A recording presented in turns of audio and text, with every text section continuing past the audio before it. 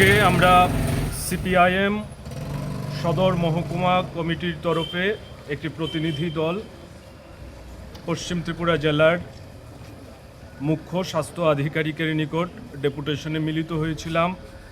মূলত আমরা লক্ষ্য করছি আগরতলা শহরের বিভিন্ন এলাকায় স্মার্ট সিটির যে অপরিকল্পিত কাজ এবং তার জন্য বিভিন্নভাবে জনদুর্ভোগ সৃষ্টি হচ্ছে। তার মধ্যে অন্যতম হলো বিভিন্ন এলাকায় রাস্তা কাটা হচ্ছে, ড্রেন কাটা হচ্ছে। এতে করে জলের যে পাইপ লাইনগুলি আছে তার সংযোগ বিচ্ছিন্ন হচ্ছে, লিকেজ হচ্ছে এবং তার মধ্য দিয়ে নোংরা জল মানুষের বাড়ি ঘরে পৌঁছাচ্ছে এবং এই জল পান করার পর জন্ডিস সহ বিভিন্ন ধরনের জলবাহিত রোগে সাধারণ মানুষ আক্রান্ত হচ্ছে।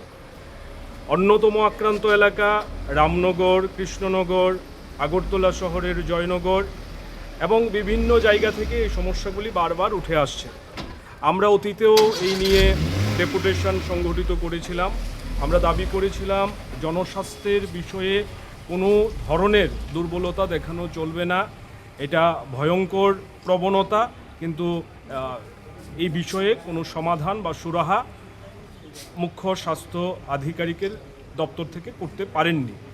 আমরা আবার এসছি, মূলত রামনগর, কৃষ্ণনগরে যে সমস্যা চলছে, জন্ডিসের যে প্রাদুর্ভাব হয়েছে তা থেকে মানুষকে মুক্ত করার জন্য যাতে বিশেষ পদক্ষেপ নেওয়া হয়, রক্ত পরীক্ষা, সচেতনতা তৈরি করা, স্বাস্থ্য শিবির করা, এই উদ্যোগের মধ্য দিয়ে যে সমস্যা তৈরি হয়েছে মানুষের পাশে দাঁড়ানোর প্রশ্নে যাতে সদর্থক ভূমিকা পালন করেন, সেই দাবি নিয়ে আমরা সিপিআইএমের তরফ থেকে একটি প্রতিনিধি দল ডেপুটেশন সংগঠিত করেছি।